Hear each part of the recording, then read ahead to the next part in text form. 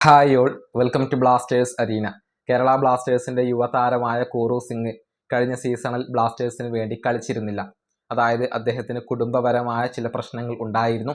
അതുകൊണ്ട് അദ്ദേഹം ബ്ലാസ്റ്റേഴ്സിന് വേണ്ടി കളിച്ചിരുന്നില്ല എന്നുള്ളത് മാത്രമല്ല, അദ്ദേഹത്തിന്റെ കാര്യത്തിലുള്ള യാതൊരുവിധ വിവരങ്ങളും നമുക്ക് ലഭ്യമായിരുന്നില്ല. ഏതായാലും കോറു സിംഗുമായി ബന്ധപ്പെട്ട ഒരു അപ്ഡേറ്റ് ആശിഷ് നേഗി നൽകിയിട്ടുണ്ട്.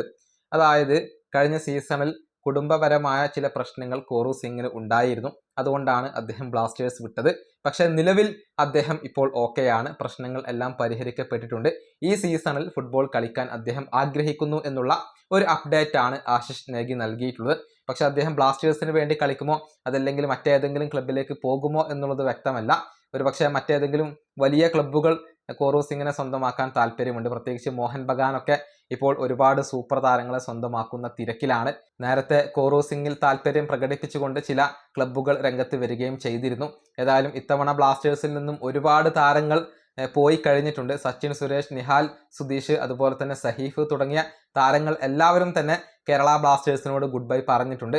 ആ കൂട്ടത്തിലേക്ക് കോറു സിംഗ് കൂടി ജോയിൻ ചെയ്യുമോ എന്നുള്ളതാണ് ആരാധകർക്ക് അറിയേണ്ടത്. ഈ വീഡിയോ അവസാനിപ്പിക്കുന്നു. അടുത്തൊരു വീണ്ടും കാണാം.